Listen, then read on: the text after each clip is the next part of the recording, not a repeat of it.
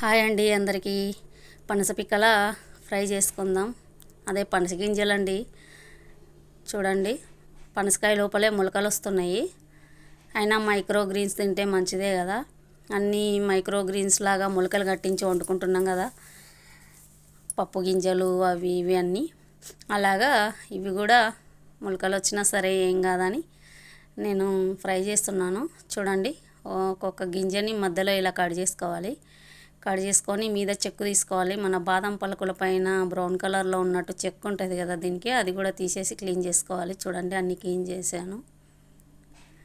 Green కలర్లో ఉన్నాయి చూడండి, అవి మొలకలు వస్తున్నాయి కదా, అందుకని అలా గ్రీన్ కలర్లో మారిపోయిందన్నమాట. ఎంతమందికి తెలుసండి ఇలా పనస పిక్కల కూర? పనస గింజలు, పనస పిక్కలు కొరొకలాగా అంటారు. చూడండి, అన్నీ కట్ చేసి పెట్టుకున్నాను.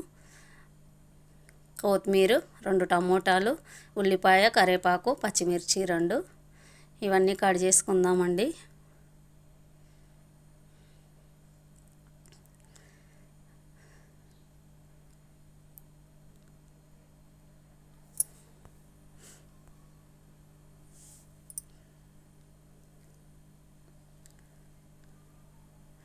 కొంచెం ఆయిల్ వేసుకొని కడాయిలో ఆవాలు జీలకర్ర వేసుకుందాం. కొంచెం చిన్న స్పూను వేసాను. చూడండి, ఉల్లిపాయలు, అల్లం వెల్లుల్లి పేస్టు, కొత్తిమీర, పనస గింజలు, పచ్చిమిర్చి, కరివేపాకు అన్నీ కట్ చేసి పెట్టుకున్నాను. టమోటాలు పెద్ద సైజు 2 టమోటాలు కట్ చేశాను. 1 స్పూన్ కారం, 1 స్పూన్ ధనియాల పొడి, 1 స్పూన్ ఉప్పు, చిన్న స్పూన్ పసుపు, 1 దిల్బార్ మసాలా 2 రూపీస్ది ఉంటుంది కదా, అది వేస్తున్నాను. చూడండి, పోపు గింజలు వేగిపోయాయి కదా, ఉల్లిపాయలు వేసుకోవాలి. కొంచెం దూరగా వేయించుకోవాలి ఉల్లిపాయలు.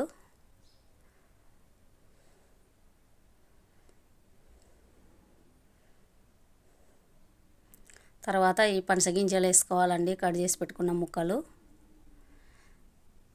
కొంచెం నూనెలో అలా ఫ్రై చేయాలి. అల్లం వెల్లుల్లి పేస్ట్ వేసుకోవాలి 1 స్పూను, పచ్చిమిర్చి, అల్లం వెల్లుల్లి పేస్టు బాగా అంతా కలిసేలాగా బాగా కలుపుకోవాలి. అల్లం వెల్లుల్లి పేస్ట్లో మగ్గితే టేస్ట్ బాగుంటాయి, ఏవైనా కూరగాయలైనా ఏవైనా.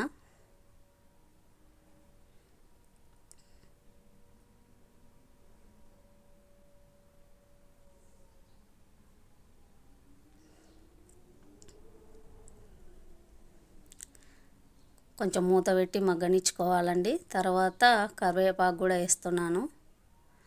టమోటా ముక్కలు వేస్తున్నాను. బాగా కలిపి కొంచెం సేపు మూత పెట్టి మగ్గించుకోవాలి చిన్న మంట మీద.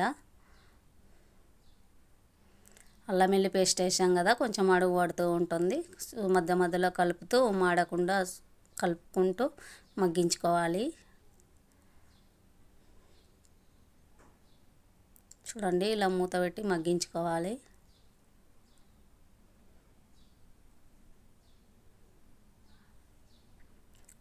మనం ముందుగా వేసి పెట్టుకున్న ఉప్పు, కారం, పసుపు, గరం మసాలా, ఉప్పు, ధనియాల పొడి అన్నీ వేసేసుకోవాలి.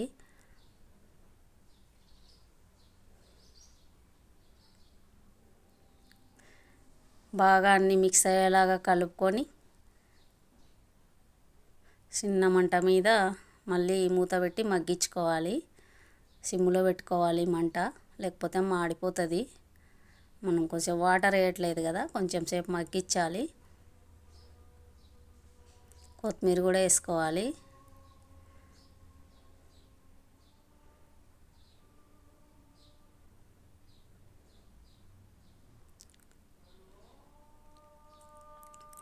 చూస్తుంటేనే నోట్లో నీళ్ళు ఊరుతున్నాయండి, ఎప్పుడెప్పుడు తినాలా అనిపిస్తుంది నాకైతే. చూడండి, కలర్ఫుల్గా మన ఆలు ఫ్రై లాగా చాలా టేస్టీగా బాగుంటుంది. ఇది గిరిజనులు తినేది. ఎక్కువ పనస గింజలు గిరిజనులు ఎక్కువ వండుకొని తింటారంట అడవులలో. కానీ అప్పుడప్పుడు పనసకాయలు తెచ్చుకున్నప్పుడు నేను కూడా కాలుస్తూ ఇలా వండుకుంటామన్నమాట. ఇంట్లో ఎవరు తినరు, నేనే తింటా దీన్ని.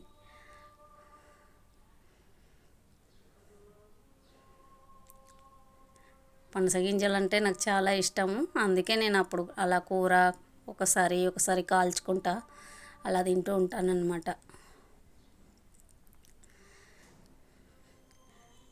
చూడండి ఫ్రై అయిపోయింది.